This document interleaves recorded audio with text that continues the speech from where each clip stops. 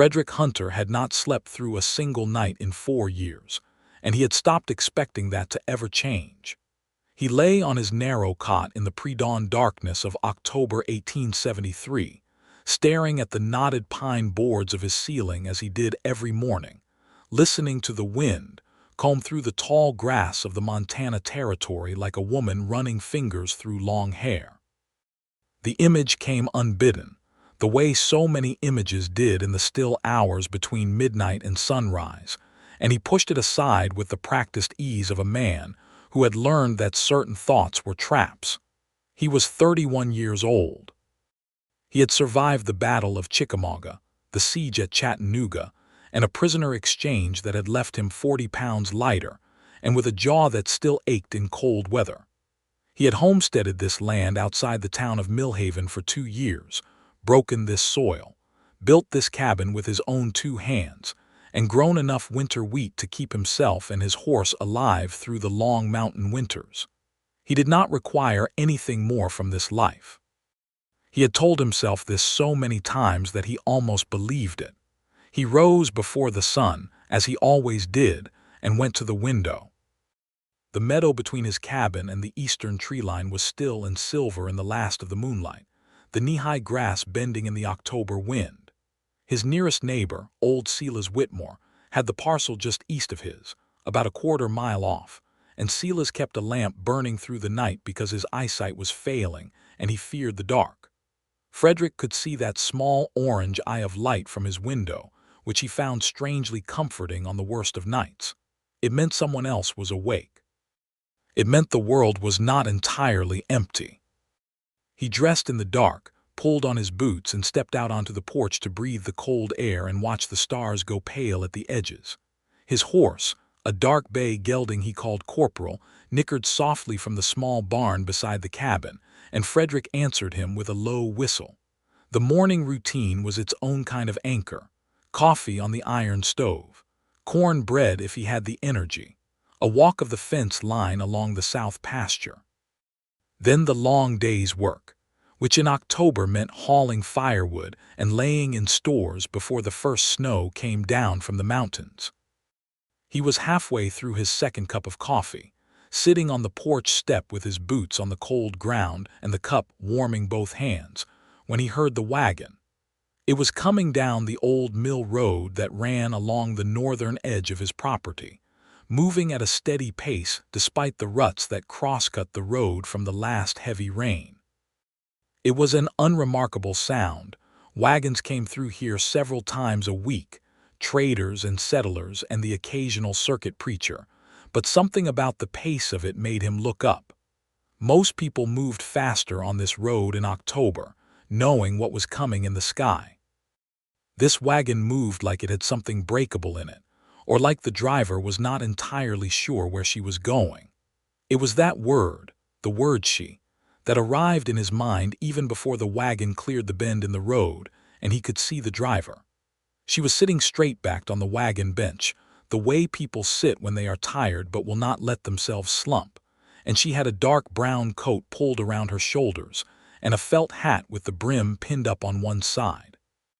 Beside her on the bench was a trunk and a carpet bag, and behind her in the wagon bed were 2 wooden crates, a rocking chair, and what appeared to be a rosewood box of the kind used for keepsakes. A single dun-colored mule pulled the wagon, and the mule had the patient, unhurried energy of an animal that had covered many miles already that season. She pulled the wagon to a stop on the road and looked over toward his cabin with the frank, appraising look of a woman who was not lost, but was confirming her position. Her eyes found him on the porch step, and she lifted a hand in a brief, cordial wave. He raised his coffee cup in return, which was not particularly gracious, but it was early and he had not spoken to another person in 11 days, and the gesture was the best he could manage. She clicked to the mule and turned the wagon east, down toward Silas Whitmore's parcel, and Frederick watched her go with the particular attention he gave to anything that broke the ordinary pattern of his mornings. He finished his coffee. He went inside. He told himself it was nothing, but he stood at his east-facing window for a while longer than usual, watching the distant movement of the wagon. Millhaven was a town of about 300 souls in the fall of 1873, perched on a bend of the Yellowstone River in the middle of the Montana Territory. It had a proper main street with a general store, a smithy, a livery, a doctor's office, a church, a saloon called the Silver Crown, and a small hotel that doubled as a postal exchange. The territory had been drawing homesteaders and ranchers for nearly a decade, drawn by the promise of land that could be had for the proving, and the town had grown up around them the way towns always do, cautiously and with a great deal of argument about where to put the church. The railroad had not yet reached Millhaven in 1873, though there was optimistic talk about a branch line coming through within the year, and so the town remained connected to the rest of the country by stage and river, which meant news arrived slowly, and the people who lived there had learned to be largely self-sufficient. Frederick had come to Millhaven by way of Kentucky, Tennessee, and a year of drifting that he did not talk about.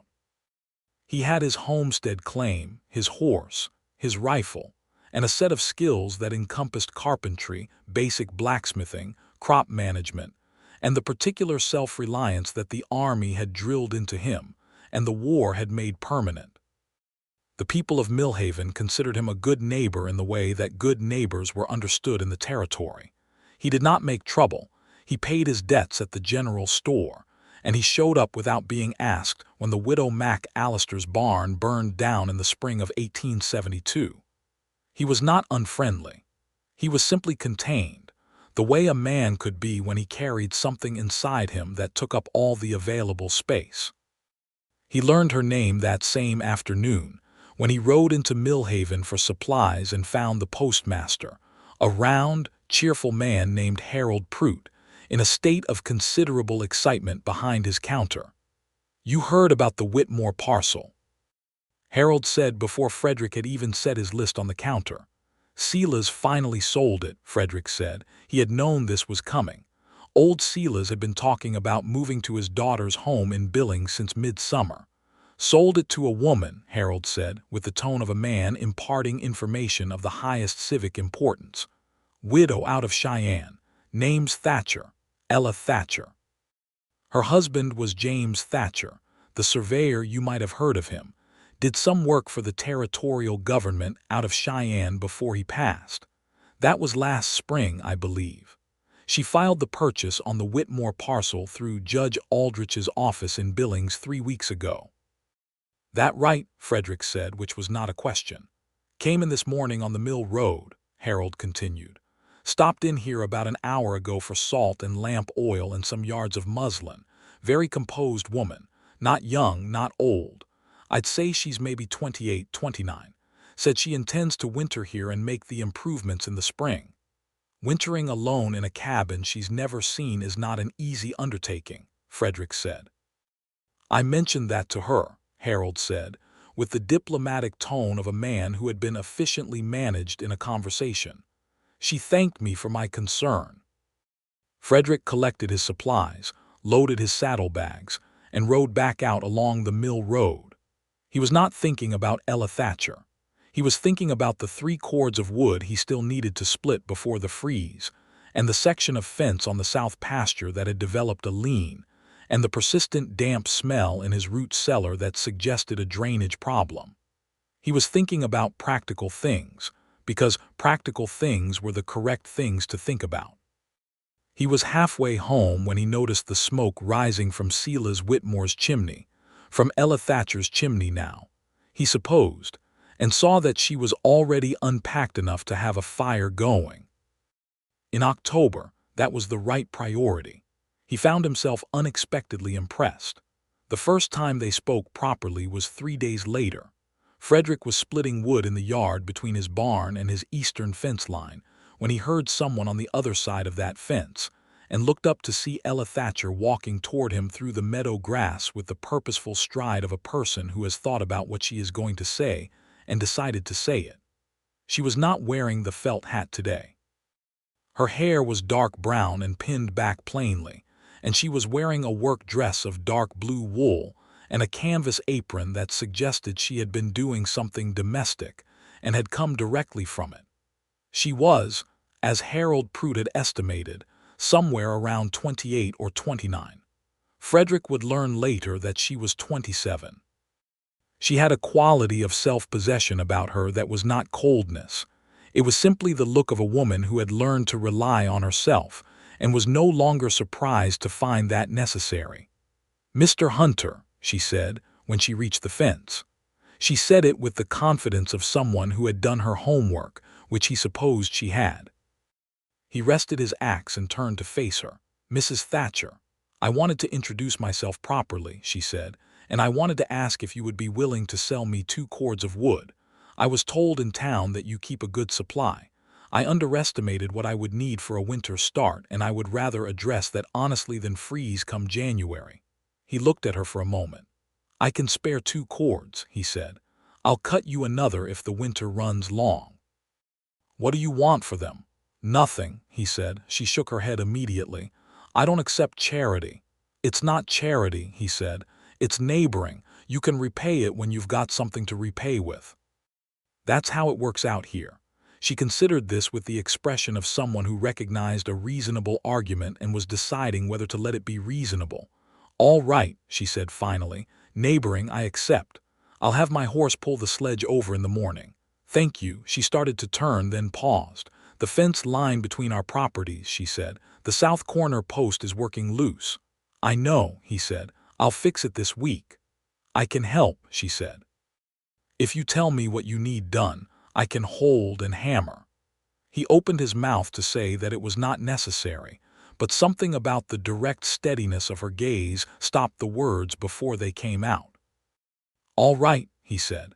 "Thursday morning if the weather holds." "Thursday morning," she agreed, and walked back through the meadow with the same purposeful stride she had arrived with. He watched her go and then turned back to his wood and swung the axe with perhaps a little more force than was strictly required. Thursday morning came with a sky like brushed pewter and a wind off the mountains that put a serious edge to the cold. Frederick was already at the corner post with his tools when Ella came through the meadow, and she was carrying a small canvas bag of her own that turned out to contain a hand level, a pair of work gloves, and a tin of coffee that she offered him without ceremony, as though coffee between neighbors at a fence line was the most natural thing in the world. It was. He accepted it with a nod, and they worked in companionable silence for the better part of an hour, him digging out around the post base and retamping the ground, her holding the post level and passing tools with the easy efficiency of someone who had done practical work before. "Your husband was a surveyor," he said, which was not a question but came out sounding like one. "He was," she said. "James, he died of a fever in April. It came on fast." She said this steadily, the way you say a thing that you have said many times and have made your peace with mostly. "I'm sorry," Frederick said. "So am I," she said. "He was a good man." She paused. "Were you in the war?" The question landed differently than questions usually did, because she asked it quietly and without the bright curiosity that some people brought to it, as though the war were a story that happened to other people. She asked it the way someone asks about a long illness with care and some recognition that the answer might be complicated. "Virginia," he said, "Tennessee, Georgia, then a prisoner camp in South Carolina for about 7 months. That's a long time to be away from your life," she said. "Yes," he said. They did not talk about it further, and he was grateful for that. They reset the post, refilled the coffee tin with the last of what she had brought, and finished the south fence line before noon. When they walked back toward the property boundary, the clouds had thickened and the wind had shifted north, which was a particular kind of shift that Frederick had learned to read in his 2 winters here. "Snow before the week's out," he said, looking at the sky. She looked up too. "My first Montana winter," she said. There was something in her voice, not fear exactly, but the awareness of an unknown thing. "It's serious," he said, "but the cabin is sound. Sela's built well. Just keep the fire going through the night and check the water barrel morning and evening so it doesn't freeze." "I'll do that," she said. "And if anything goes wrong," he said and stopped. She looked at him. "If anything goes wrong," he said again, "you knock on my door, day or night, it doesn't matter." She studied him for a moment with that steady, clear-eyed gaze of hers that he was beginning to recognize as her default mode of engagement with the world. "Thank you, Mr. Hunter," she said. "I mean that." "Frederick," he said. He had not offered that to anyone in Millhaven in 2 years. He was not entirely sure why he offered it now. Something shifted in her expression, a small warming, like a lantern being turned up a quarter notch. "Ella," she said. He tipped his hat and walked back to his cabin, and for the rest of that afternoon he was acutely and unreasonably aware of the smoke rising from her chimney against the pewter sky. The snow came on a Saturday, 2 days after they fixed the fence. Frederick woke at 2 in the morning, as he always did, lying in the dark and listening to the particular silence that tells you the world outside has changed. He knew before he moved to the window that the snow had come. There is a quality to the silence of a snowstorm that is unlike any other silence, fuller somehow, as though the air itself is occupied. He went to the window and looked out at the white darkness and saw that the meadow was already covered several inches deep, and still coming down in the thick, serious flakes of a mountain snow that intended to be meaningful. He thought, briefly and involuntarily, of Ella Thatcher checking her water barrel in this. Then he told himself she was perfectly capable of checking her own water barrel, which was true, and went back to bed. He lay there listening to the snow fall against the roof in a soft, persistent percussion, and he thought about nothing in particular, which was itself unusual. He thought about the fence post, properly set now. He thought about the 2 cords of wood stacked against her east wall, which he had delivered Tuesday morning. He thought about the way she had said Frederick, the one-syllable length of it somehow different when she said it than when he said it himself in his own head. He thought about the way she had looked up at the pewter sky with that awareness of an unknown thing, and then squared her shoulders slightly, as though making a decision. He fell asleep somewhere in this thinking, which he did not realize until he woke with a start as he checked the window, past 7 in the morning, with full gray winter light coming through the glass and the snow still falling quietly outside. For a moment he simply lay there, genuinely disoriented. He had not slept past 5 in the morning in 4 years. He had not slept through the full dark of a night in 4 years. The particular mechanical misery of his body during the war, and the particular mechanical misery of his mind afterward, had between them constructed a vigilance that no amount of exhaustion could fully override. A vigilance that said there is always something coming, stay ready, stay awake, because sleep is where things catch you. He had learned to manage within it. He had built a life around the fact of it. And now here he was, in the gray morning light of the first snowfall of the Montana winter of 1873, having slept 8 hours straight without waking. He lay still for another full minute, as though moving too quickly might break the fact of what had just happened. Then he sat up slowly and put his feet on the cold floor and looked at his hands in the morning light, which was what he always did when something surprised him, looked at his hands, as though the answer might be written there. He put on the coffee and stood at the east window while it heated and watched the snow falling on the meadow, clean and white and complete, and he noticed that a trail of footprints crossed the meadow from Ella's cabin to somewhere near his fence line and back again. She had been out already in the snow, probably to check her water barrel and her wood. He could see the small, neat impressions of her boots in the white field, going and returning, purposeful even in their pattern. He felt something he had not felt in a very long time, something he did not have an immediate name for, something that was not quite gratitude and not quite peace, and was possibly something more alarming than either. He drank his coffee. He went outside to check his own animals and supplies. The snow was 9 inches deep and still drifting against the north side of the barn, and Corporal was warm and disapproving in his stall.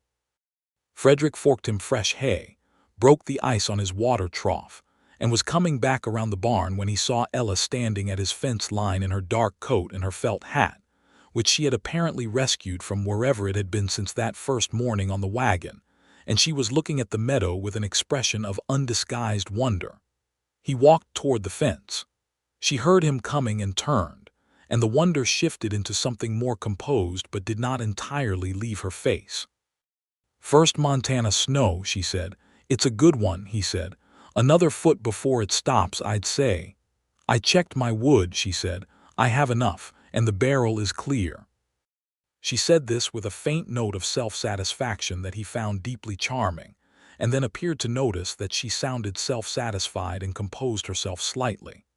"I wanted to thank you for the wood.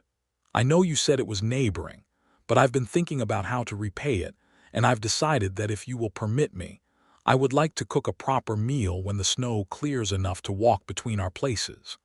I was a reasonably good cook before James died, and I intend to remain one." "You don't have to do that," he said.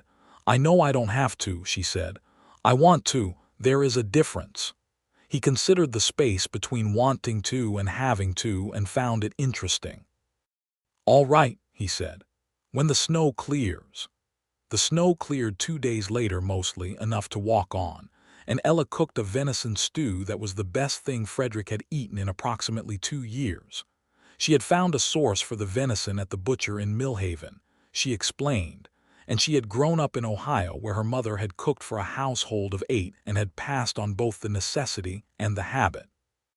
They ate at his table because her table was smaller, and she had brought the pot over wrapped in a blanket, carried in her arms through the snow like something precious, which to Frederick it was. They ate and talked carefully the way two private people talk when they are beginning to be curious about each other, but are still being cautious about it. He told her about the farm in Kentucky where he had grown up, his father's tobacco fields, the way the summer evenings there smelled different from anything he had found since. She told him about her girlhood in Ohio, her schoolteacher mother, the way she had met James Thatcher at a church social and known within the week that she was going to marry him. She talked about James with love and with the particular grace of someone who has accepted grief without being destroyed by it, and Frederick listened with genuine attention because he could see that James Thatcher had been important to her and he respected important things. "Why Montana?" he asked. She was quiet for a moment, her spoon resting in the bowl. "James had talked about this territory," she said.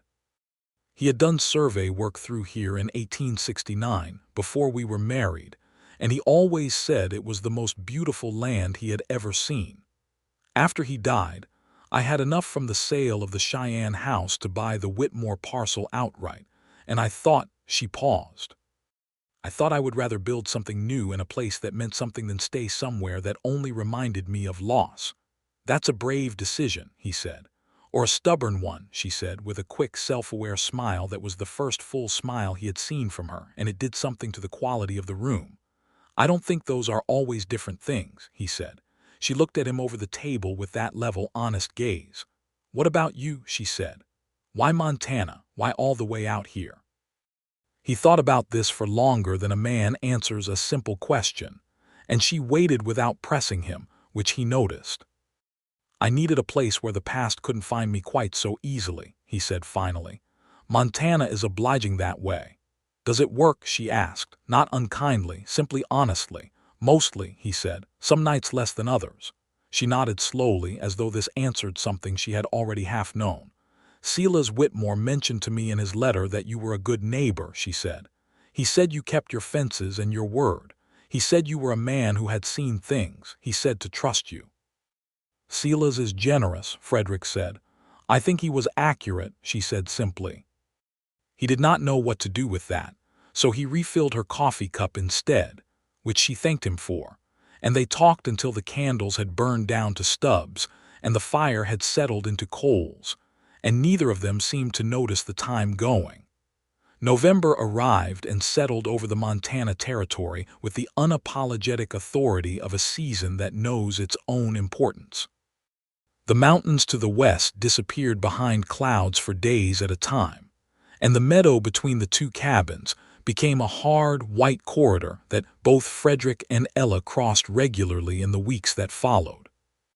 The paths their boots made in the snow between the properties eventually became a single beaten track, smoothed by the passage of days and the business of neighboring that had become, almost without either of them deciding it, a primary feature of both their lives. They had found a rhythm that was practical on the surface and something more complicated underneath. On Mondays, Ella rode with Frederick into Millhaven for supplies, because two people could carry more in one wagon than one could alone, and because the road in winter was better with company. He had a standing credit at the general store, and she had a modest income from the interest on James's surveying fees, left in a Cheyenne bank, which was enough to maintain herself modestly until she could get the land producing in the spring. On Wednesdays, he helped her with the heavier work of winterizing, packing the spaces around her window frames with cloth and pine pitch, reinforcing the barn door hinges that had rusted during Silas's long occupancy, hauling snow away from the cabin's foundation to prevent seepage. And on Sunday afternoons, with no particular prior arrangement, but with the consistency of something established, one of them crossed the meadow to share a meal, and whatever conversation the week had accumulated. The people of Millhaven noticed, because people in small towns notice everything and assign meaning to it with the efficiency of those who have limited entertainment.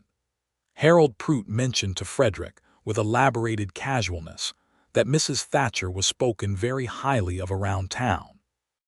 The blacksmith, a large, good-natured man named Tom Beale, asked Frederick with a broad grin if his new neighbor was settling in comfortably, and Mrs.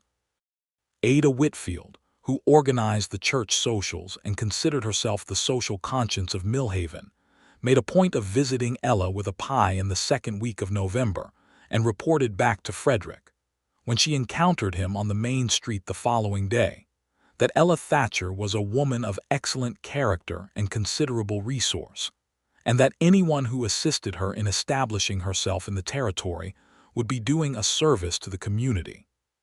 Frederick was aware that all of this meant something, the way you are aware of weather building on the horizon, clearly and without urgency, certain that something is approaching, uncertain only about when and how large. He was sleeping through most nights by mid-November. Not all, there were still the nights when Chickamauga came back in full color and sound, the nights when the particular dark of 3 in the morning carried the specific weight of a prison cell in South Carolina, the nights when he lay with his eyes open and his hands flat on the quilt and breathed carefully until the world remembered what it was. But those nights were fewer. The long, reliable sleep was becoming the expectation rather than the surprise, and this frightened him in a quiet way that he could not entirely account for, because something good was arriving and he had not been prepared for that possibility. It was at the November church social that things began to shift overtly. Ada Whitfield ran the church socials with the organizational precision of a military campaign, and attendance was essentially compulsory for anyone within riding distance of Millhaven who did not want to spend the winter on Ada's list of concerns. Frederick had attended every year of his residency with the quiet endurance of a man who accepts necessary civic obligations, and he had expected to do the same this November arrive, eat Ada's apple cake, make the minimum required conversational investment with the other ranchers and homesteaders, and ride home before dark. What he had not planned for was Ella Thatcher arriving in the church door in a dress of deep green wool that he had not seen before, with her dark hair pinned up differently than she usually wore it, and looking around the crowded room with the calm alertness of someone who is new to a place but does not intend to remain unacquainted with it. He crossed the room to her before he had consciously decided to do so, which was information. "I wasn't sure you would come," he said. "I thought it was important to introduce myself properly to the community," she said, and then glanced sideways at him with a hint of amusement. "And Ada Whitfield sent me a note that was extremely cordial and entirely non-negotiable." He felt a laugh come up unexpectedly, a genuine laugh that arrived before he could manage it, and she looked at him with evident pleasure at having produced it. "That's Ada," he said. He introduced her to the people she hadn't met: Tom Beale and his wife Margaret, the McAllister family, Judge Aldrich, who had handled the property papers, and the doctor, a young man named Philip Crane who had come out from Boston 2 years ago with ideals and practical competence in roughly equal measure. Ella spoke to all of them with the attentive interest of someone who genuinely wanted to know people, not just know about them, and Frederick watched from a slight distance as she laughed at something Tom Beale said and asked Margaret Beale a question about winter gardens that had Margaret leaning in with immediate enthusiasm. He was aware of watching her. He was aware of the particular quality of attention he brought to it, which was different from the way he normally observed people and things. He was aware of Dr. Crane watching her too, from across the room, with an expression that Frederick understood and did not entirely welcome. It was Philip Crane who asked her to dance when the fiddle started up after supper, and it was Philip Crane she accepted, because she was gracious and there was no reason not to. And Frederick stood by the wall and watched and told himself that this was entirely fine. And then the set finished and Crane bowed and Ella turned and found Frederick across the room with her eyes in a way that was immediate and direct and said, across the noise and press of the crowded church, something that he did not yet have the courage to translate. She came back across the room to him. "You don't dance," she said. "Not well," he said. "That's never stopped anyone at a church social," she said. He was quiet for a moment. "Will you?" he started, and the fiddle started up a slower tune which was either inconvenient or extraordinarily convenient, and he made a decision that cost him something and said, "Will you dance with me?" She looked up at him, and for just a moment the composure dropped enough to show something underneath it that was unguarded and warm and almost surprised. "Yes," she said, "I will." He was not a graceful dancer. He was large and careful, and he counted steps in his head, which she appeared to be doing too, and they were both slightly too serious about it at first. And then she laughed a little at a misstep and he laughed too, and after that it was something else entirely. He was aware of her hand in his and the green wool dress and the smell of her hair, which was clean and had something like cedar in it. And he was aware of being more present in his own body than he had been in a very long time, present in a way that was not vigilance, not the old watchful alertness of the prisoner camp in the battlefield, but simply here in this room, in this moment, with this woman who was looking up at him with those level, honest eyes. The dance ended. They let go of each other's hands. He was surprised to find that this was something he would have preferred to delay. "Thank you," she said. "You're a very good dancer," he said, which was true.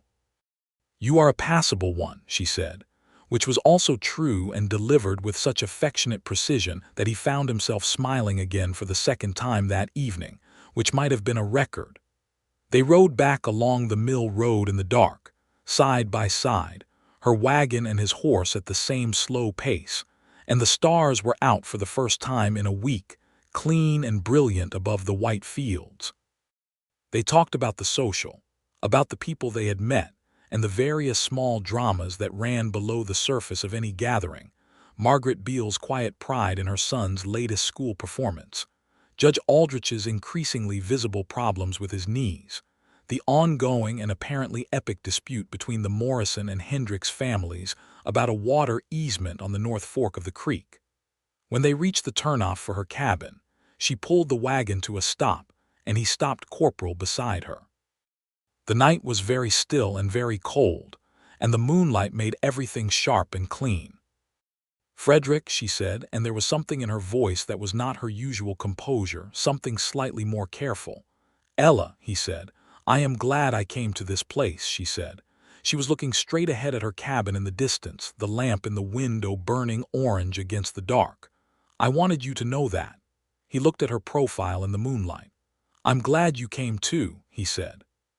He said it simply, because it was simply true, and the simplicity of it seemed to matter to her. She glanced at him quickly with an expression that was warmer than anything she had shown him before, something a little vulnerable, before she composed herself again. "Good night," she said. "Good night," he said. He watched her wagon reach the cabin and waited until her door was open, and the lamplight spilled out before he turned corporal toward his own place and rode the quarter-mile home through the brilliant, cold dark.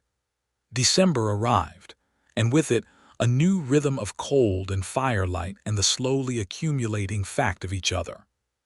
Frederick found himself looking east from his window in the mornings, not in the aimless way he had looked east before, but with the particular attention of someone waiting for a specific thing, the smoke rising from her chimney, which meant she was up and warm and well.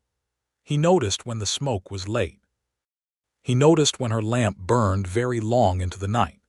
He was keeping a kind of vigil for her well-being that he had not decided to keep and could not decide to stop. She had begun a kitchen garden plan, laid out in pencil on a large sheet of paper that she spread on his table one Wednesday afternoon and asked for his opinion on, because he had been farming this land for 2 years and she trusted his knowledge of the soil. He spent nearly an hour with her over that paper, discussing drainage and sun exposure and what grew well in this particular angle of the valley, and she took notes in a small, neat hand that he found he kept watching. She was energetically, genuinely interested in the land, not as something to endure or manage, but as something to understand and work with, and her questions were good questions, the kind that showed she had been thinking about this already and wanted to build on what she knew. They argued once in early December about the sensible design of a cold frame for starting seedlings in late winter. He held one position, she held another, and they went at it with the intensity of two people who take practical matters seriously and have the same level of confidence in their own reasoning. It was entirely about gardening. It was also, in some way that he recognized even as he was in the middle of it, one of the most enjoyable conversations he had had in years. She was not afraid of him. She was not deferential to him. She argued her point with evidence and logic and a particular gleam in her eyes that said she was enjoying this too. They reached a compromise that incorporated elements of both designs, which she announced was the superior option and he agreed was probably correct, and she looked at him with that quarter-notch more warmth expression and said, "You are not nearly as set in your ways as you pretend to be." He considered denying this and found he couldn't, entirely. "Neither are you," he said. "No," she agreed. "I'm not." The evening the situation with Miller happened was a Thursday, 8 days before Christmas. Frank Miller was a homesteader from the North Valley who was broadly regarded in Millhaven as a man who combined limited competence with unlimited grievance, and who had been conducting a slow, sullen dispute with Silas Whitmore for years over a claim to a strip of meadow on the northern boundary of the Whitmore parcel.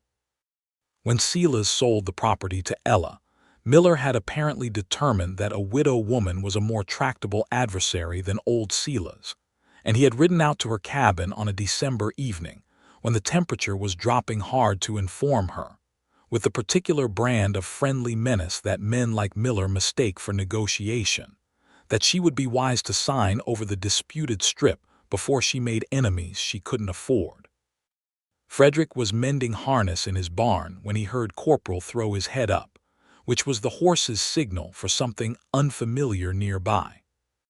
He went to the barn door and heard voices from the direction of Ella's cabin, and the particular quality of one of the voices, too loud, too insistent, put him on the road without stopping for his coat. Ella was standing on her porch in the lamplight with the door behind her and Frank Miller's horse standing in her yard, and Miller himself had one boot on the porch step in a way that was meant to be casual and was not. Ella's arms were crossed and her chin was up, and she was speaking to Miller with a careful, controlled steadiness that was recognizably the voice of a person managing anger rather than fear. "I have the deed and the boundary survey," she was saying when Frederick came around the corner of her fence. "The strip you are describing falls entirely within the recorded boundaries of my property. I suggest you speak with Judge Aldrich about it if you believe otherwise." Miller started to say something else and then became aware of Frederick's presence and turned, and whatever he read in Frederick's expression, adjusted the angle of his approach. "Hunter," Miller said, with the careful hardiness of a man recalibrating. "Evening, Miller," Frederick said. He stood in the yard below the porch, not between Miller and Ella, but positioned in a way that required Miller to acknowledge both of them. "Mrs. Thatcher said something about a survey." "We were just talking about a property question," Miller said. "Then Judge Aldrich's office would be the right place for it," Frederick said. "During business hours." Miller looked at him for a moment longer, then looked at Ella, and read in both of them something that persuaded him to be reasonable. He pulled his boot off the porch step, touched the brim of his hat with mock courtesy, and rode out. Frederick and Ella stood in silence for a moment as the sound of Miller's horse faded down the road. "I had the situation in hand," she said, and her voice was steady, but he could hear what was under it. "I know you did," he said. "I wasn't here for Miller, I was here for me." She looked at him. "What does that mean?" "It means I heard his voice from my barn and I couldn't stay where I was," he said simply. She was quiet for a long moment. The cold was very clear around them, the stars above the porch roof sharp as cut glass, and the lamplight from the doorway laid a warm rectangle across the porch boards. She uncrossed her arms. "Come inside," she said. "I'll make coffee." He went inside. She made coffee. They sat at her table, which was smaller than his, and they drank the coffee, and she told him about Miller's claim, and he told her what he knew about the history of it from Sela's, which was that it was wholly without merit and Miller knew it, and that Judge Aldrich would dispatch it in under 5 minutes if it was ever properly presented. She was listening with her hands around her cup and her eyes on the table, and when he finished she was quiet for a moment. "I am not afraid of men like that," she said. "I want you to know that. I have dealt with men like that before and I am not easily intimidated." "I know that," he said.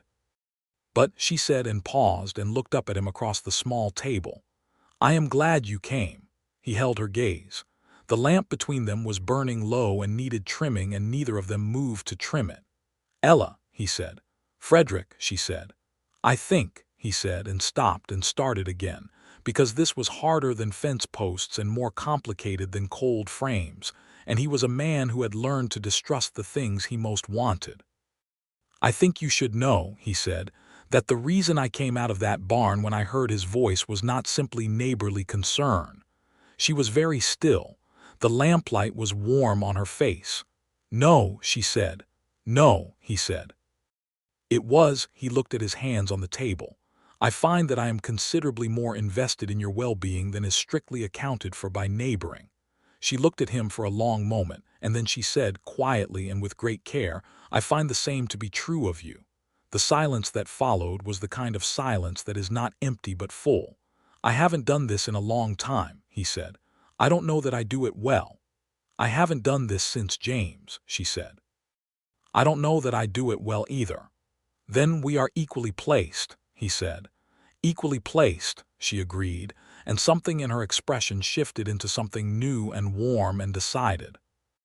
"I think that is actually quite a good place to begin." He reached across the table and put his hand over hers, which was the most deliberate and most frightening thing he had done since he had stood up in a trench outside of Chattanooga with the full knowledge that it might kill him. She turned her hand over and held his, and they sat like that in the quiet cabin with the lamp burning low and the snow outside and the stars above the roof. And it was the simplest and most significant thing that had happened to either of them in a very long time.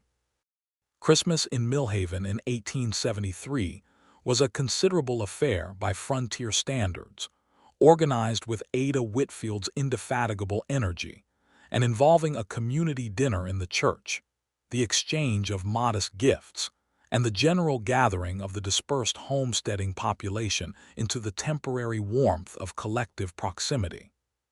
Frederick and Ella rode in together in his wagon. It had better suspension than hers over the frozen ruts of the mill road, and sat beside each other at the long table.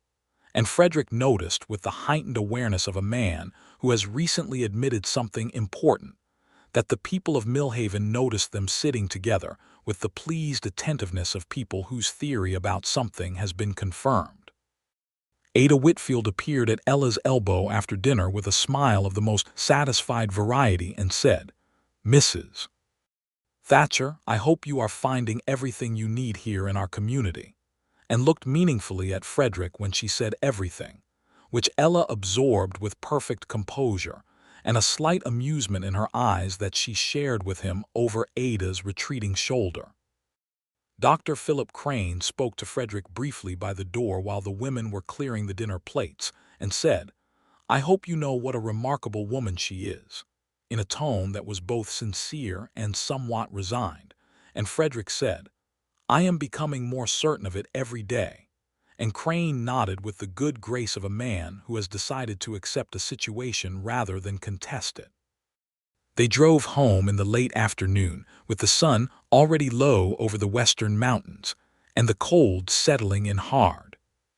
She was sitting beside him on the wagon bench, and they were talking about nothing of great consequence. The community dinner, Ada Whitfield's organizational genius, whether Margaret Beale's recipe for apple cake involved the specific ratio of cinnamon that Ella suspected. And somewhere in the middle of this conversation, she leaned against his arm slightly and left her shoulder against his, and neither of them acknowledged it directly, which was its own kind of acknowledgement. He helped her unhitch the mule when they reached her cabin and carried in a fresh load of wood from her stack, and she asked him to stay for supper, which he did. After supper, she showed him the progress on her kitchen garden plan, which had grown considerably more detailed since November and now included a hand-drawn map of the whole property with careful notations about soil type and drainage, and what she had learned from the old county survey that Judge Aldrich had allowed her to copy. He sat close beside her at the table looking at the map and pointed out places where he knew the soil was different from what the survey suggested, and she made notes, and at some point the map was not being discussed anymore and they were simply close together at the table and looking at each other. He kissed her carefully, like a question. She kissed him back like an answer. When he rode home later through the dark and cold, the stars were brilliant and the world was very quiet, and he felt, for the first time in years, like a man who was arriving somewhere rather than one who was simply passing through. January was the deep heart of the Montana winter, and it was serious and beautiful and full of the particular enclosed quality of two people who are falling in love during a season that restricts movement and focuses attention.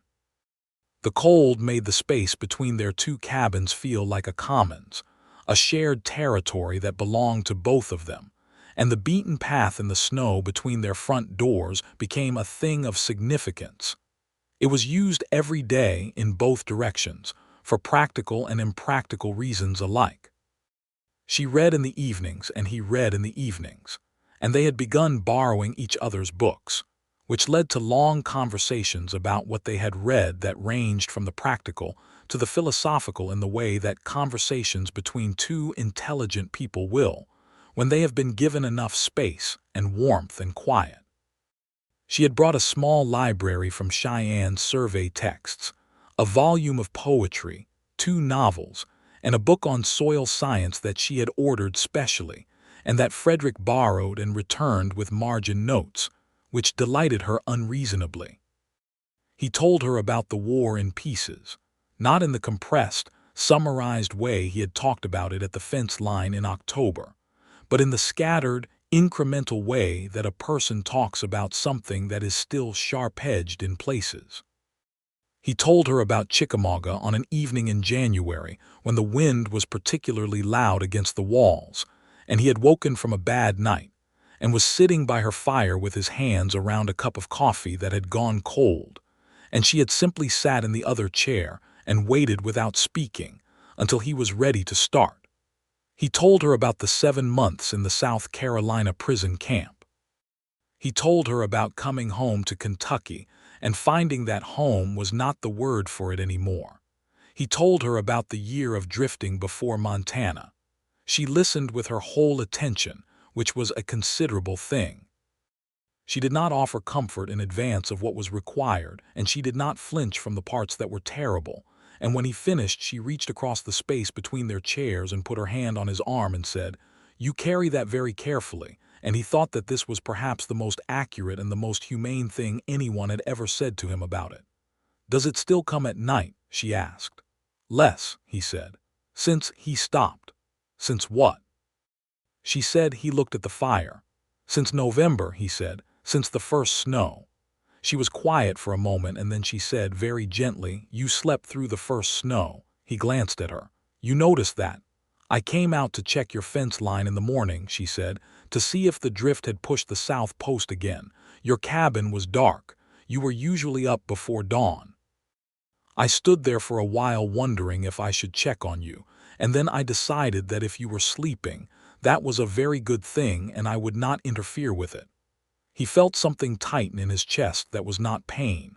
How long did you stand there? Long enough, she said with the trace of a smile. He shook his head slowly. Ella, he said. I know, she said.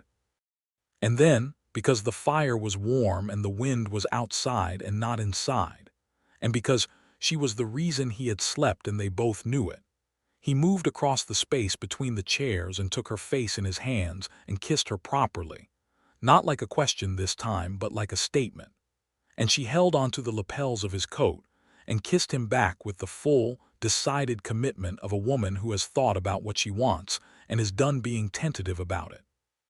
February brought 2 separate blizzards that shut the road to Millhaven for the better part of a week each time. And during the first of these blizzards, Frederick moved his essential supplies to Ella's cabin and stayed.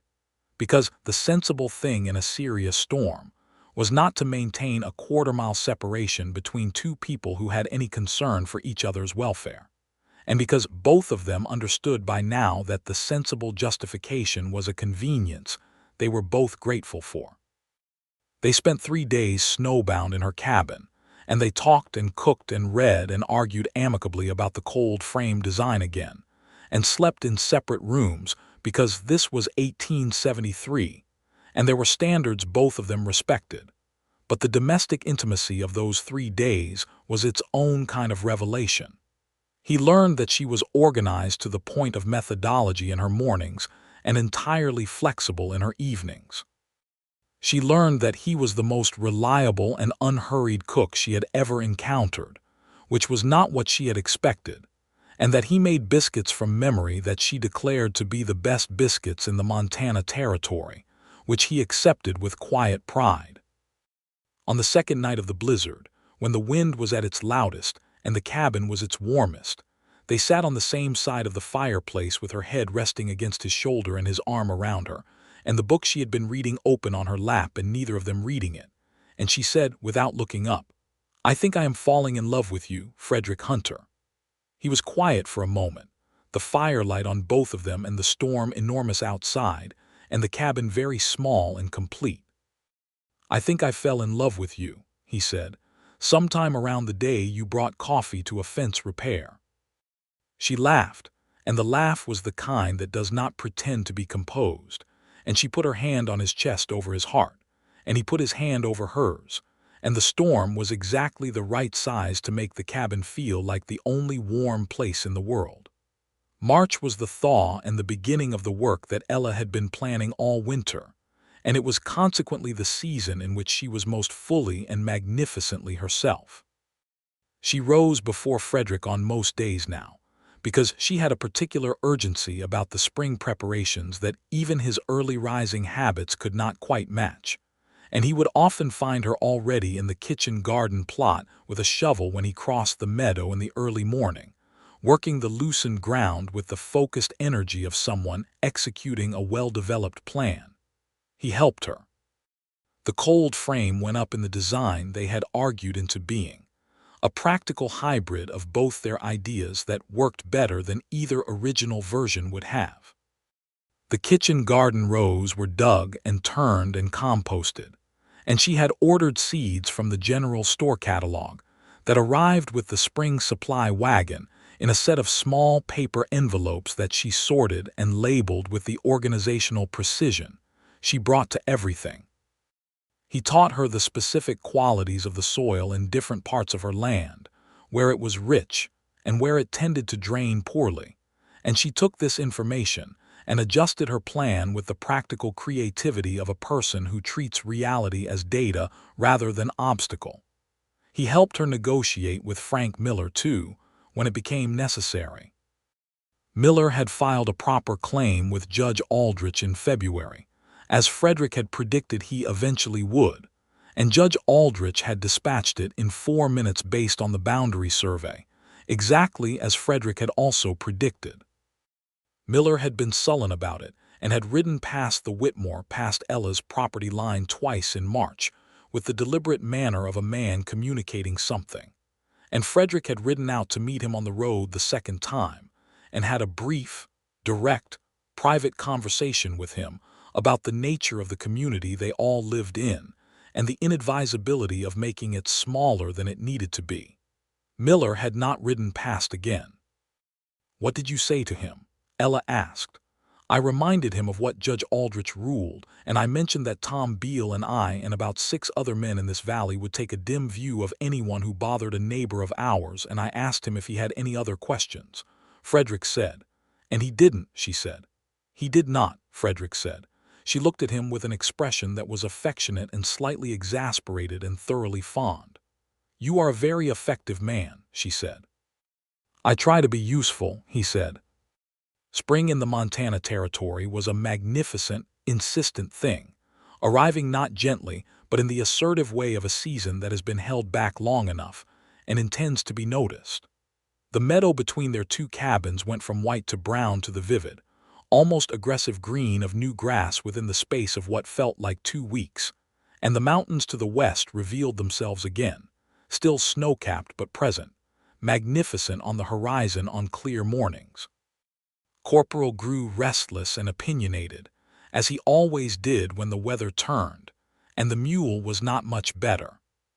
Frederick began to think about what he needed to say to Ella, and found that the thinking had been going on for quite some time already, since February perhaps, since the blizzard night and the fireplace and her hand on his chest over his heart. He was not a man who moved quickly in the important things, and the war had made him even more deliberate, more cautious about commitments that could be lost. But he was also, he was discovering, a man who had a finite tolerance for the distance between what he felt and what he had actually said. He planned it for a Sunday in late April when the morning was clear, and the hills to the east were green, and the Yellowstone River, about 2 miles away, was still running high and fast with snowmelt. He had made coffee and the good biscuits and had laid the table as neatly as he could manage, and when she came across the meadow in the early morning with the particular stride that he had learned to recognize from considerable distance, he met her at the fence. She stopped when she saw him standing there waiting for her, because he was not usually at the fence. They usually both arrived at a destination, his cabin or hers. She looked at him with the alert attention she gave to anything that broke the established pattern. "Frederick," she said. "I would like to say something," he said. She studied him. "All right," she said. "I have been thinking about how to say this for several months," he said, "and I have not found a version that is particularly elegant, so I am going to say it directly and trust that you will take it in the spirit it's meant." "I always trust that," she said, and there was the edge of a smile in her voice. "Ella," he said. He looked at her in the clear April morning, in the meadow that was now full of green grass and new light, with the mountains behind her and the sky above very blue and wide. "I have been mostly alone for a long time, and I had accepted that. I had built a life around the fact of it, and I was managing inside it. And then you came down the mill road in October with a wagon and a rocking chair and a felt hat, and you knocked on my fence line and asked for firewood and told me you didn't accept charity, and I didn't know yet what was happening, but something was happening." She was very still, looking at him. "I sleep now," he said. "That sounds like a small thing to say to a woman, but it is not a small thing. I haven't slept like this in 4 years. I had a life in my head that was full of things from the war, and I couldn't put them down for long enough to sleep, and then you were here, and the things are still there, but they're smaller somehow, because there is something bigger now." Her eyes were bright and she was not looking away from him. "I love you," he said. "I love you, and I would very much like to be your husband if you would have me." I know that is a great deal to ask of a person who has already lost one husband and built one life from the pieces of that. And I know you are your own person, and you do not need me to get on without me. But I am asking."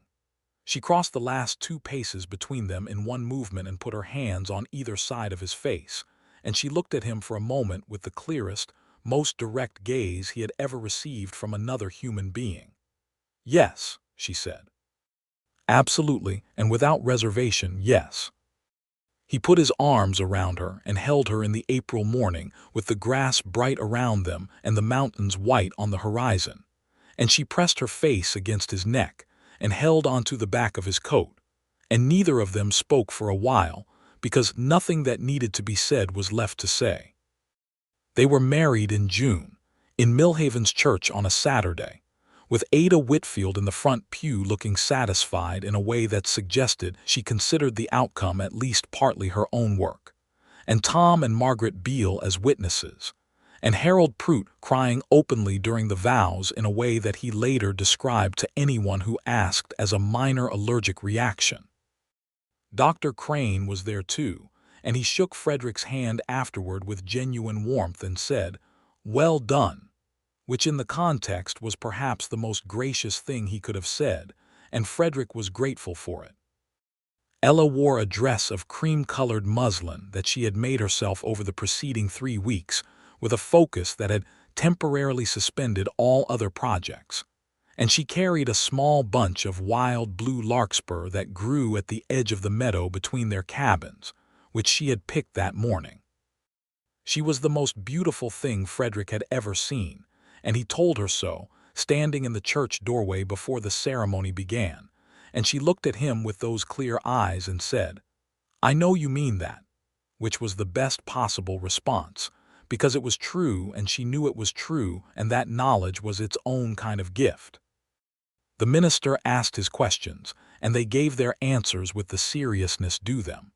And when Frederick said, "I do," the words seemed to fill the whole church with something that Ada Whitfield would later describe as practically visible, which might have been the light from the open windows, or might have been something else entirely.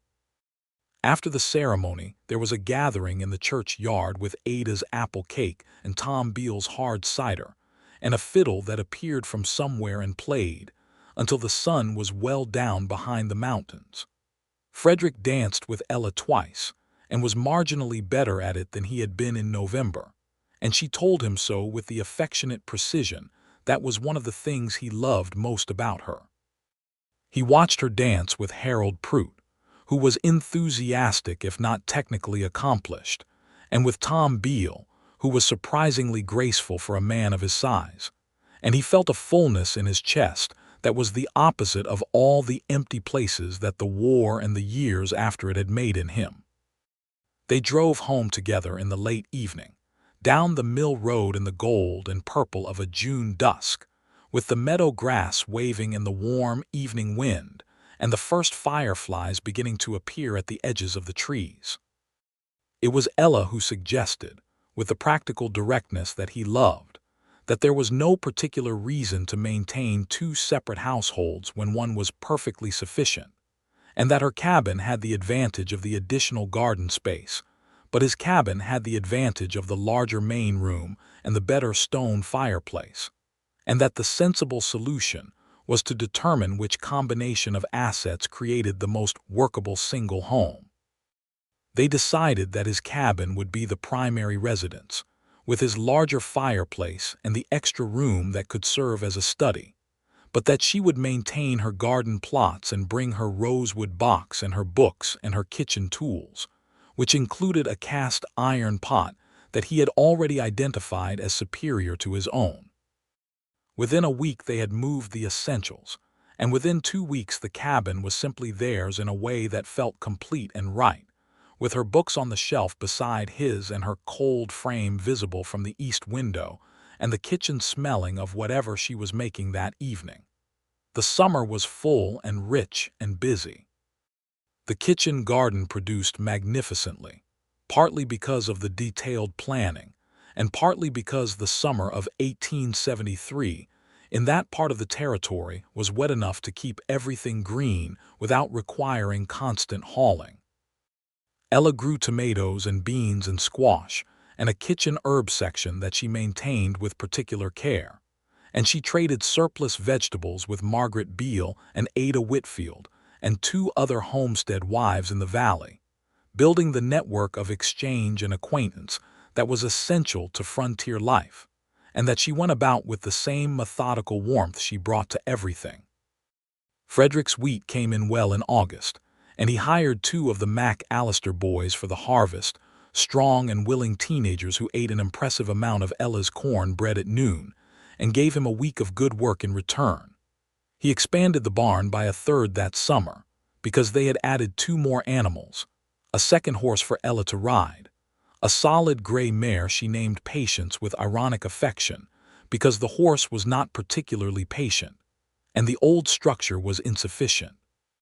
He built it the same way he had built the original cabin, carefully and squarely, and Ella helped with the parts she could help with and brought him water and food and conversation through the long construction days.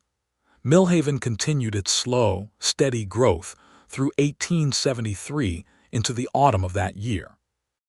The railroad branch line that had been talked about since Frederick's arrival was now officially surveyed and under construction, which would mean better supply lines and possibly a school, and Ada Whitfield was already organizing a committee about the school.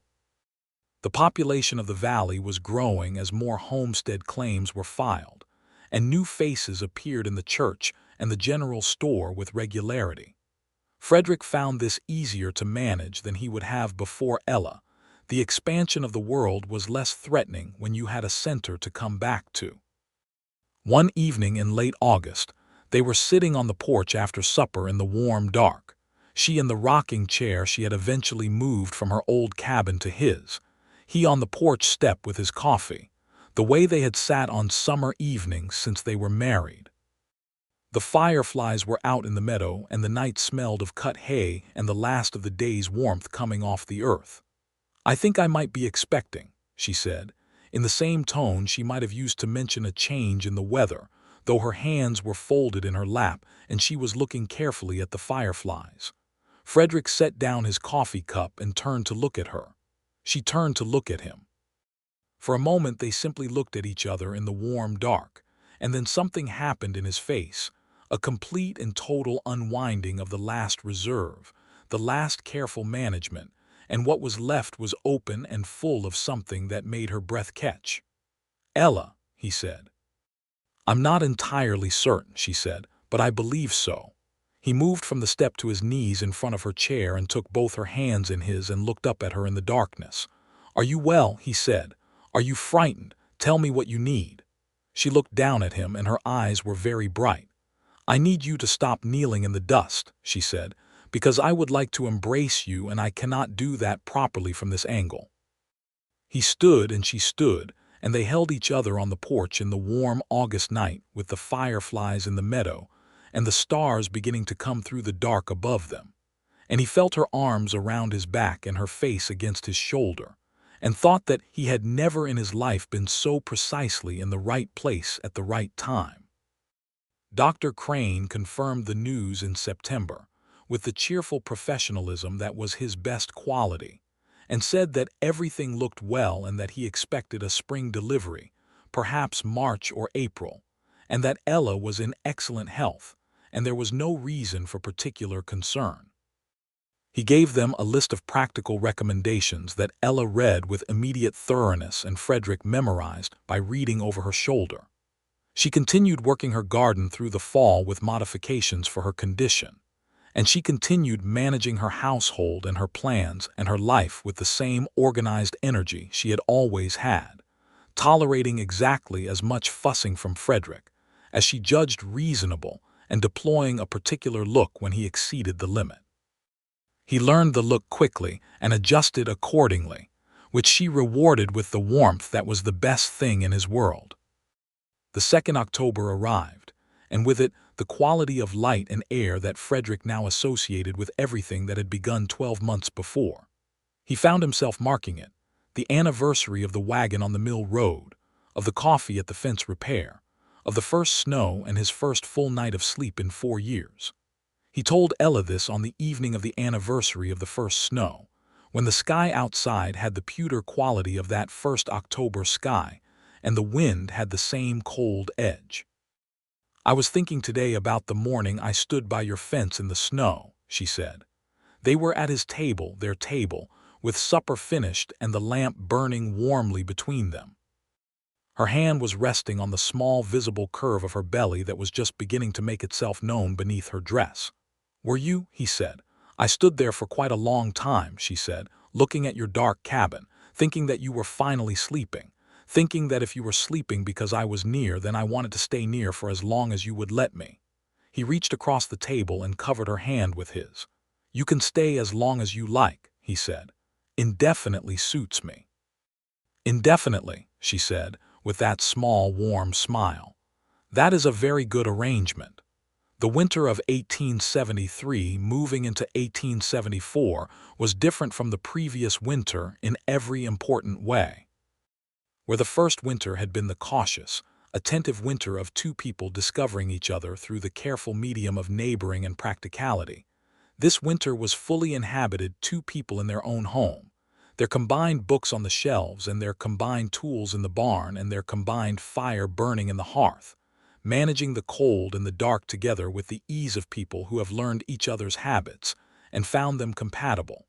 Frederick continued to sleep through the nights, mostly.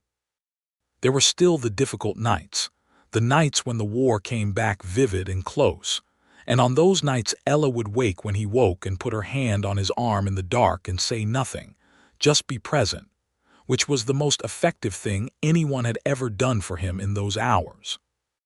He had told her what helped and what didn't, which was something he had never managed to tell anyone before, and she had received this information with the same careful attention she brought to the soil composition map and the cold frame design, and she applied it with the same practical accuracy. She made him rest more than he otherwise would have in the deep winter, partly on practical grounds and partly because she understood something about his body and his history that he was still learning to acknowledge, that the accumulated deficit of 4 years of poor sleep was not something you repaid in a single good season, and that the work of healing was patient and long. He resisted this on principle, because he was a man who associated stillness with danger, and she managed his resistance with a combination of affection and uncompromising logic that he found it effectively impossible to argue against. They talked about the spring. They talked about the expansion of the wheat planting, and the new section of garden she wanted to develop on the south slope where the light was good, and the improvements she had planned for the root cellar drainage problem that had been bothering him since his first winter. They talked about names, carefully and with the gravity appropriate to a serious subject, and arrived at a set of candidates that satisfied both of them, though Ella reserved the right to final determination, she said, since she was doing the considerably more demanding share of the work. January brought a cold that was genuinely extraordinary even by Montana standards, and Frederick spent most of 2 weeks ensuring that every draft in every wall was sealed, and that the woodpile remained adequate, and that the water barrel situation was addressed 3 times a day, and that Ella's warmth and comfort were maintained at a level he considered appropriate. She tolerated this with a patience that had, over the winter, acquired a slightly amused edge, and she thanked him for the warmth and gently reminded him on a number of occasions that she was not made of something fragile. "I know you are not fragile," he said, one cold January evening. "Then why do you watch me the way you watch the thermometer?" she said. He thought about this. "Because the thermometer cannot tell me if it is all right," he said. "You can." She softened immediately in the way she did when he said something that got through her self-sufficiency to whatever was underneath it. "I am all right," she said. "More than all right, I am the best I have been in years." "Are you sure?" "Frederick Hunter," she said with fond exasperation. "I am with child, not unwell. I am warm, I am fed, I am loved, and I am planning a kitchen garden that is going to be the most productive quarter-acre in the Yellowstone Valley. I am extraordinarily all right." He looked at her for a moment, this woman with the clear eyes and the practical genius and the rosewood box of keepsakes from another life and the felt hat with the brim pinned up on one side, who had come down the mill road on an October morning and changed the quality of everything. "I know," he said. "I just like to hear it." She crossed the room to him and put her arms around him, and he held her carefully, mindful of the march that was coming, and she said against his shoulder, "I am all right. And so are you." March came, as promised, and with it the beginning of the thaw and the beginning of the labor. Dr. Crane came out from Millhaven in his small buggy and arrived with his bag and his competence. And Margaret Beale came too, because Ella had asked her, and because Margaret had brought 4 children into the world herself and had the calm authority of experience. Frederick was relegated to the porch and the barn and the general vicinity, which he managed with less composure than he managed most things, because this was the one situation in which his competence was of no particular application, and the thing that mattered most was entirely outside his control. He spent the hours walking the fence line and talking to Corporal and listening to the sound of the creek running high with snowmelt and watching the mountains, and telling himself that Ella was the most capable person he had ever met and that everything was going to be fine. It was a long night. The stars were very bright and the cold was easing, the particular easing of a March night that knows spring is close, and sometime past midnight he heard the cry that was not Ella's voice and was not a voice he had heard before, the high, fierce announcement of something completely new arriving in the world, and he stood still in the cold yard for a long moment with that sound moving through him like a current through water. Margaret Beale appeared at the door and said, "Come in, Mr. Hunter," with the calm authority of a woman who has managed several such nights, and he went inside. Ella was sitting up against the pillows looking tired and extraordinary, the way a woman looks when she has done something that required everything she had. She was holding a bundle of blanket that was making a sound with the same fierce determination it had announced itself with. She looked up when he came in, and her face was the face of someone who has just crossed a large distance and arrived. "Come here," she said. He sat on the edge of the bed and she put the bundle into his arms, and it was his son, red and irritated and insistently alive, with a tuft of dark hair and fists the size of Frederick's thumbnails and eyes that were not yet focused on anything but seemed to be working up to it. He looked at his son for a long moment. Then he looked at Ella. "He is perfect," Frederick said, which was an objective assessment. "He is," she agreed, with the exhausted, absolute certainty of the authority on the subject. "Are you?" he started. "I am fine," she said. "I told you I would be fine." She reached out and touched the baby's fist with one finger, and the baby's fist closed around it with the reflexive strength of new life. "We should call him Thomas," she said, "after your father." He had mentioned his father's name once in passing in the context of the Kentucky tobacco fields. She had remembered it. He felt something move through him that was the particular kind of emotion that arrives in the chest and stays there. "I would like that," he said. "Thomas Hunter," she said. "Thomas James Hunter, I think, if you are willing." Thomas for his father, James for hers. He looked down at the small face of his son and thought about the 2 men whose names this child would carry, one a tobacco farmer in Kentucky and one a surveyor who had seen this territory and loved it, and thought that between the 2 of them they had managed to produce something worth carrying forward. "Thomas James Hunter," he said. "Yes."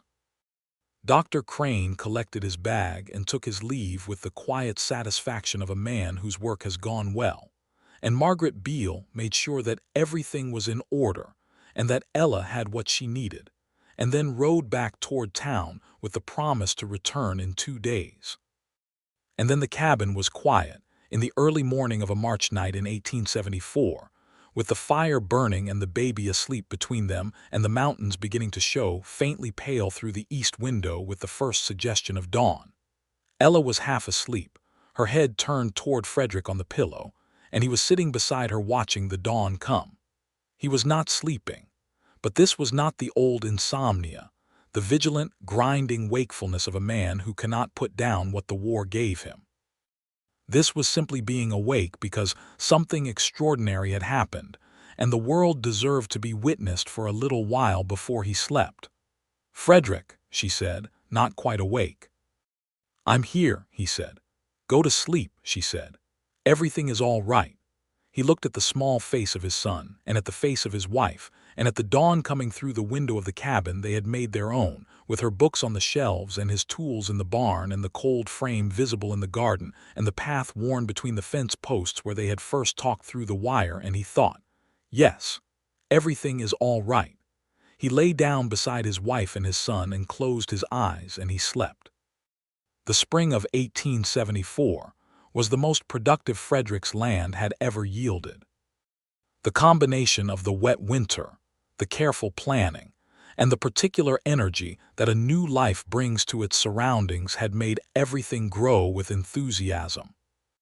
Ella's kitchen garden was everything she had designed it to be, and the additional south slope section she had cleared in the fall came in early with beans and squash, and a variety of melon she had read about in the soil science book that was met with significant skepticism by the experienced farmers of the valley, and produced excellent results, which she found satisfying in the way that a vindicated theory is always satisfying. Thomas grew with the same determined, insistent quality he had announced himself with, gaining weight and volume, and opinion at a rate that both of them found impressive and occasionally challenging. He was a good-natured child, overall, with Ella's directness and his father's careful attention to the world, and by summer, he was attempting to reach things from a horizontal position that required a vertical one, which was a problem he approached with the engineering focus of someone who intended to solve it within the available time frame. The summer brought its own full calendar of work and community.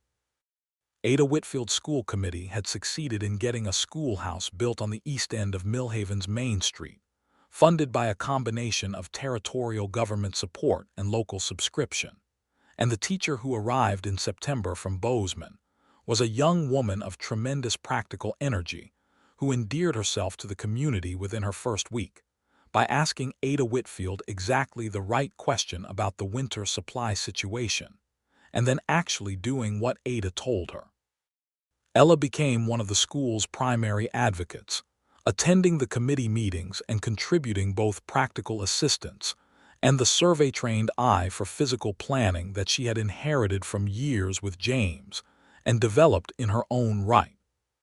Frederick served his second term as a member of the Millhaven Township Committee, a body of 5 men and 2 women that handled everything from road maintenance to water rights, and his particular combination of practical competence and the steady reliability that the territory valued had made him one of the more respected voices in those discussions.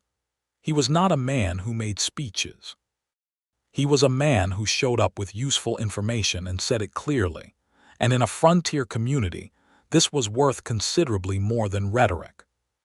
The fall came around with its extraordinary light and its pewter skies, and Frederick stood on the porch one October morning exactly 2 years after Ella had first come down the mill road, with Thomas on his hip and coffee in his free hand, and watched the meadow in the early light with the sense of completion that comes not from endings, but from the realization that something that needed to happen has happened fully. Ella came to the door behind him and leaned against the frame, looking out at the meadow too. Thomas was regarding the view with the serious attention he gave to most things, one fist wrapped around his father's collar. 2 years, she said. 2 years, he said. She came and stood beside him and leaned against his arm in the way she had leaned against his arm on the wagon bench the night of the November church social, and he put his free arm around her. The meadow was gold and silver in the early light, and the mountains behind the tree line were the first pure white of the new season's snow. "Are you happy?" she said. She asked him this periodically, with the direct simplicity that was her signature, because she believed that happiness was a thing you checked on rather than assumed. "Yes," he said, and because it was true and she deserved the whole truth, more than I knew how to be."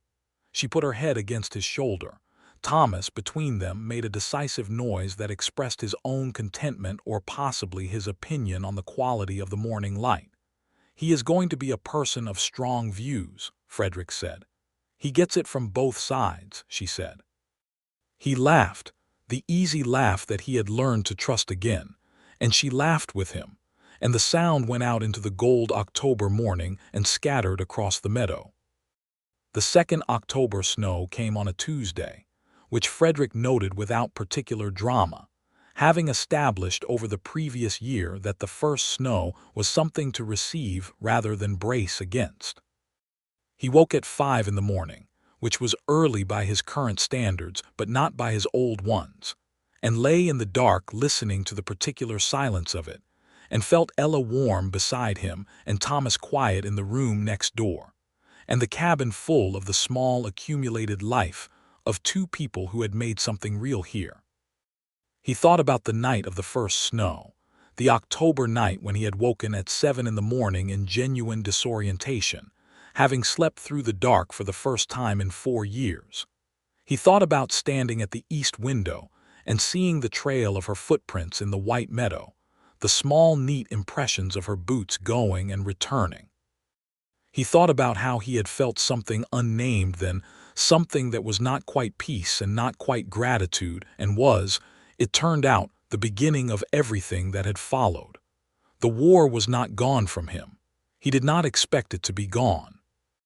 Some things happened to a person and became part of the architecture of who they were, and the work was not to demolish the architecture but to build around it, to make the rest of the building large enough that the difficult parts were proportionate rather than dominant. Ella knew this, because she was a woman who understood structure, and she did not ask him to be without it. She simply made the rest of the building large. He turned his head and looked at his wife's face in the dark brown hair and the clear features and the expression of someone who was deeply, trustingly asleep. She had come down a mill road in October with a wagon and a rocking chair, and the determination to build something new in a place that meant something, and she had done that, and in doing it she had brought the world back to him in a way that he was still, every day, grateful for. He closed his eyes and slept. By the spring of 1875, they had repaired every structural issue on both properties, expanded the wheat planting to a full commercial scale, established a trade relationship with a flour mill in Billings for the surplus, and enrolled Thomas in Millhaven's new school where, at 18 months, he was considered by the schoolteacher to be a highly promising future student, a judgment she based on the quality of his listening face. Frank Miller had sold his North Valley claim and moved on, which removed the last source of friction from their property boundary situation, and allowed the northern meadow to be folded into Ella's expanded garden plan without any further complication. The path between the original fence line was still worn in the grass, still visible in summer as a slight depression in the green, a record of all the crossings of that first winter and spring, and neither of them made any effort to grow over it. It was a feature of the land, not a scar of it.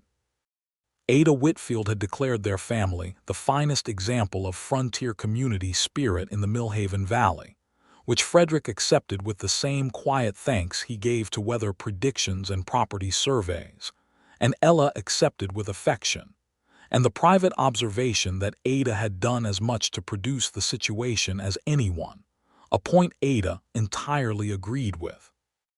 Harold Prout continued to cry at significant community occasions, citing allergies with diminishing conviction. Dr. Philip Crane, who turned out to be an excellent friend once the situation had been clearly resolved, delivered Ella's second child in the winter of 1876, a girl this time who arrived with less drama than Thomas and considerably more hair. They named her Margaret Nora Hunter, for Margaret Beale, who had helped on the first night and whose friendship had grown into one of the deep certainties of their life in the valley, and for the middle name Ella had held in reserve since before the baby was born. Margaret was a calmer child than Thomas, patient and observant, and she regarded the world from Ella's arms with the level, measuring gaze that her mother had brought to bear on Frederick from the fence line in November 1872, which made him feel, in the best possible way, that he was beginning again. The railroad came through Millhaven in 1877, on the branch line that had been promised since Frederick's first year in the territory, and it brought the kind of change that the town had anticipated and the kind it had not. Prices at the general store improved. Supply arrivals became regular and reliable. New settlers arrived faster than before, drawn by the accessibility, and Millhaven grew from 300 to nearly 500 in 2 years, and then to 600, and the second general store opened, and then a second saloon that Ada Whitfield regarded with permanent skepticism, and a dental office. And eventually, the expanded church with the new bell tower that Frederick helped build on 4 consecutive October Saturdays, and that rang on the first Sunday of 1878, with a sound that carried across the valley all the way to the eastern tree line. Frederick stood on the church steps on that first January Sunday and heard the bell ring out over the snow-covered town and the white fields and the distant mountains, and Ella stood beside him with Margaret on her hip and Thomas at her knee pulling at her coat, and he put his arm around her and looked out at the world they were standing in, which was also the world they had made together. "Listen to that," she said. "Yes," he said. "A bell that size can carry about 3 miles in the right conditions," she said, with the survey-trained precision she applied to everything. "Is that right?" he said. "It is," she said. And then, glancing up at him with the particular expression, the level, honest, warm expression that he had first seen over a fence line in the cold of October 2 years earlier, and would carry the image of for the rest of his life, "It reaches all the way home." He pulled her close and bent, and kissed her there on the church steps in the January cold, with Thomas making a noise of objection at being crowded, and she laughed against his mouth. And the bell rang out again across the white Montana morning, out across the fields and the frozen creek, and the meadow with its worn path between the fence posts, out across the snow to the 2 cabins sitting side by side in the winter light, where smoke rose from a single chimney, and the mountains stood white and permanent on the horizon, and the world was cold and wide and full of everything that mattered. He had not slept through the night in 4 years, and then she had moved into the cabin next door, and he had slept through the first snow. And from that sleep, everything else had grown the full, complete, irreplaceable life that he had not known how to want until she showed him it was possible. The war was behind him, and the land was before him, and his wife was beside him, and his children were between them, and the bell was ringing out across the wide Montana morning with all the authority of something that intends to be permanent. It was the simplest and the truest thing in the world. He was home. He had not known, that October morning when he watched a wagon come down the mill road and raised a coffee cup in greeting, that the whole direction of his life was in the act of changing. He had not known, standing at a fence with an axe in one hand and a stubborn certainty in his chest that he had made his peace with solitude, that peace and solitude were 2 different things, and that he had only ever had the one. He had not known, sleeping through the first snow in the full and unguarded sleep of a man who for one night could not hold himself apart from the world, that the sleeping was the beginning of his life, and not just the end of an exhausted night. But Ella had known, or begun to know, standing in the white meadow looking at his dark and finally quiet cabin, her bootprints going and returning in the snow. She had stayed, and the whole world for both of them had grown from there.